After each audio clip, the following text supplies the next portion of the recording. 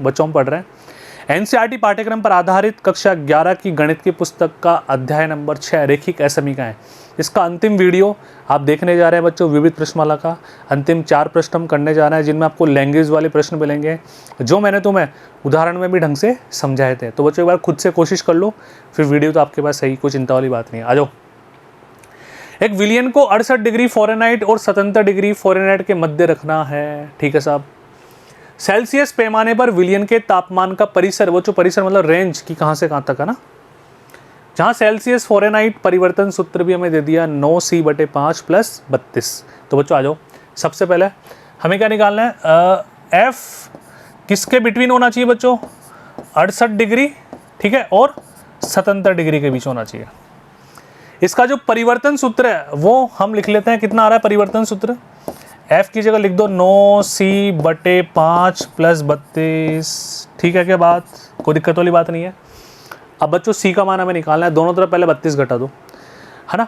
68 में से 32 गया तो बच्चों कितना बचेगा हमारे पास, ध्यान से देखो, 8 में से 2 गया तो 6 बचा, 6 में से 3 गया तो 3 बचा, 36 डिग्री। 9c/5, यहाँ से 32 कैंसिल हो जाएगा।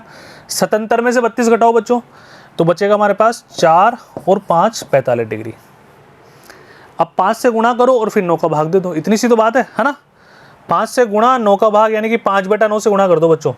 तो 5/9 से 36 को किया हमने, यहाँ केवल अकेला सी बचा। 45 को भी बच्चों 5/9 से किया हमने। अब ध्यान से देखना, 9 चौक 36, तो 20 डिग्री से तो बड़ा है ना, 9 पंजे 45, 25 डिग्री से छोटा, ये हमारा परिसर आ गया। 20 डिग्री से बड़ा, 25 डिग्री से छोटा। बस आ जाओ सिस्टमेटिक तरीके से, और तुम्हें यहाँ देखने को मिल जाएगा। ये लीजिए, अतः सेल्सियस पैमाने पर विलियन के तापमान का परिसर 20 डिग्री सेल्सियस तथा 25 डिग्री सेल्सियस के मध्य होगा, के बीच में होगा। बहुत आसान है ना, बढ़े थोड़ा आगे। अगला क्वेश्चन ध्यान से पढ़ना बच्चों। अगला प्रश्न हमारा पहले से क्या कह रहा है बच्चों, 8% बोरिक एसिड के विलियन में 2% बोरिक एसिड का विलियन मिलाकर डाइल्यूट किया जाता है, तनु किया जाता है, एक मिश्रण मिला, उसको तनु किया जाता है बच्चों, है ना, मिश्रण बनाया जाता है। परिणामी मिश्रण में बोरिक एसिड 4% से अधिक तथा 6% से कम होना चाहिए, ये कंडीशन इसने दे दी। ठीक है जी। यदि हमारे पास 8% विलियन की मात्रा 640 लीटर है ना, तो ज्ञात कीजिए 2% विलियन के कितने लीटर इसमें मिलाने होंगे। माना कि 2% विलियन का x लीटर मिलाना होगा बच्चों, कितना, x लीटर। अब ध्यान से देखो ये क्या कर रहा है बच्चों, यहाँ पे देखो 640 लीटर तो ये हो गया, और 2% इसका मिलाएंगे तो परिणामी मिश्रण हमारे पास कितना हो गया, 640 + x। अब ये क्या कह रहा है कि जो 8% बोरिक एसिड का विलियन है ना, तो बच्चों किसका, 640 का 8% प्लस 2% किसका, x का। ये लीजिए, ये जो विलियन है ना, वो परिणामी मिश्रण में बोरिक एसिड 4% से अधिक। बच्चों परिणामी मिश्रण क्या है, 640 + x का 4% से अधिक होना चाहिए। तो पहली इनइक्वलिटी, पहली असीमिका ये बन गई हमारे पास। इसको सॉल्व कर लेते हैं, आ जाओ ध्यान से देखो। तो एक काम करो, अब इसको तुम खुद सॉल्व कर लोगे क्या, या मैं बताऊं बच्चों। देखो ध्यान से, 4 दूनी 8, 4 दूनी 8, 4 से काटोगे ना, 4 पंजे 20, 2/25 हमारे पास ये आ गया। ठीक है, इसको बच्चों 5 से काट लेंगे अपन, 5 एकम 5, 5 दूनी 10, 5 अंटे 40। यस, कोई समस्या वाली बात नहीं है। ये बच्चों हमारे पास कितना बचा, 5। 128 का दुगुना हम करते हैं तो बच्चों आता है 256/5 हमारे को प्राप्त होता है यहाँ पर। यस, प्लस ये हमारे पास x/50 प्राप्त होता है बच्चों। बड़ा है, इधर आ जाओ बच्चों, 4/100 को दोनों से गुणा करेंगे अपन, तो 640 गुणा 4/100 का मतलब 1/25 प्लस यहाँ पे x/25 कर लेंगे बच्चों, 16 आराम से।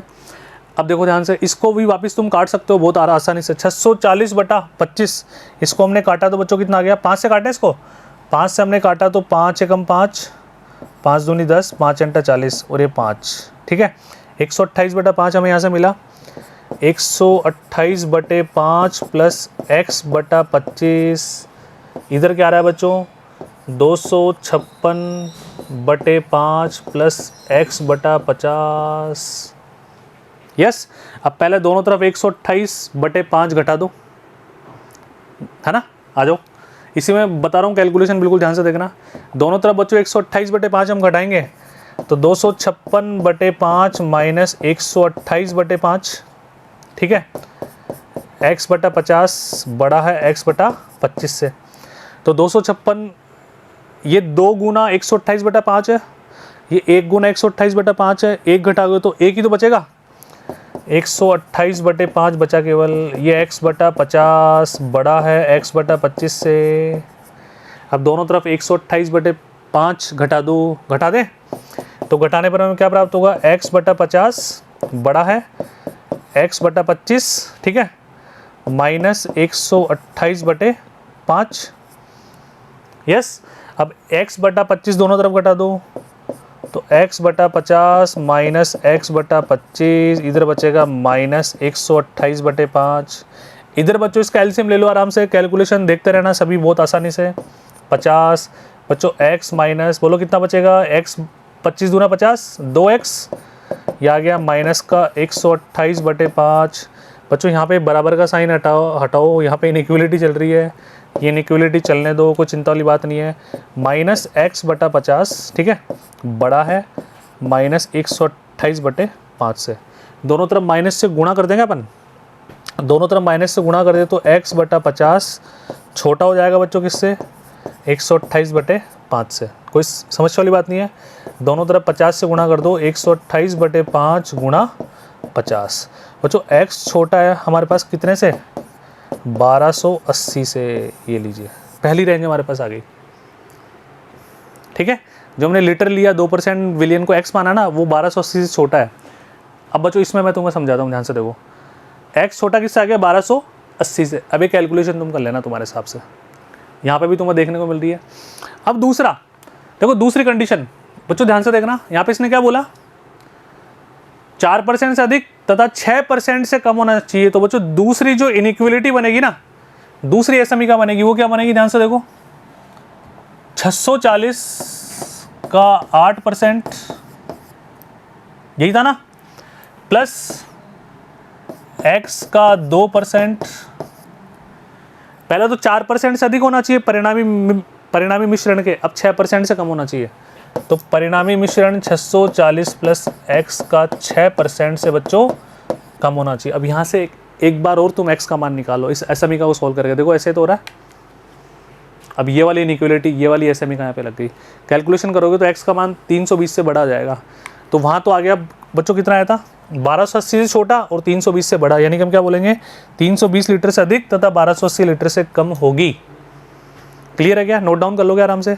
समीकरण बनाना मैंने सिखा दिया, एक तुम्हें सॉल्व करके भी दिखा दिया पूरा, दूसरी कैलकुलेशन तुम खुद कर लोगे, ठीक है। इतनी समीकरण हमने हल कर दी। आगे बढ़ते हैं बच्चों। Next question number 13।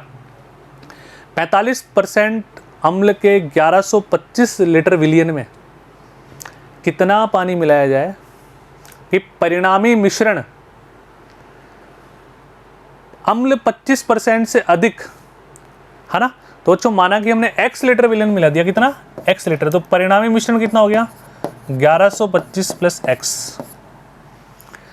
परिणामी मिश्रण 25% से अधिक कौन है, 1125 का 45%। सबसे पहली बात, पहली असमीका ये बनेगी, यहां से x का मान तुम निकालोगे। दूसरी असमीका, परंतु 30% से कम, तो 1125 का 45%, ठीक है। अब देखो यहां पे इससे अधिक क्या बोला हमने, परिणामी मिश्रण में 25% से अधिक, है ना, यानी कि ये कम हो जाएगा।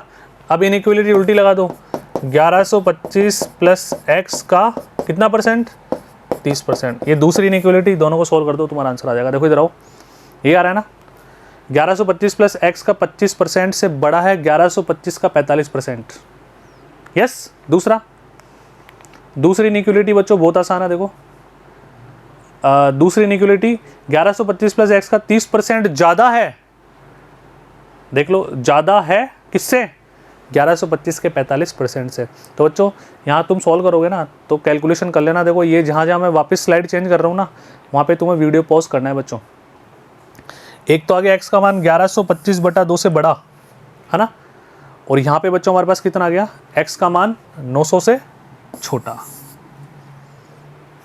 यस, यानी कि क्या बोल देंगे, अब देखो यहाँ पे दो बातें आ रही है, x का मान 900 से छोटा, दूसरा x का मान 1125/2 यानी कि 562.5 से बड़ा।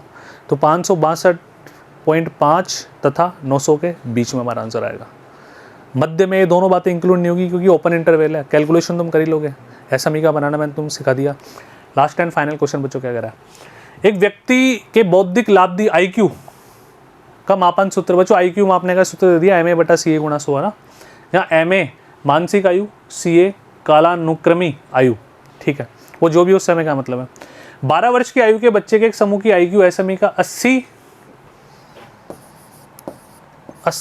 और 80 से बड़ी और 140 और 140 से छोटा होता है IQ है ना। उस समूह के बच्चों की मानसिक आयु का परिसर ज्ञात कीजिए। तो बच्चों ज्ञात कर लेते हैं, मानसिक आयु का परिसर है ना, यानी MA में निकालना है ना। तो बच्चों IQ का फॉर्मूला यहाँ पे रख दो, कितना है MA/CA × 100 140, बस कर दो। SME का को सोल्व करना है तुम्हारे को है ना। यहाँ पे देखो CA मतलब बच्चों क्या है, 12 वर्ष की आयु के एक बच्चों के एक समूह की कालानुक्रमी आयु, यानी कि यहाँ पे CA का मान बच्चों 12 है और हमें MA निकालना है, तो अब तो तुम कर ही लोगे ना।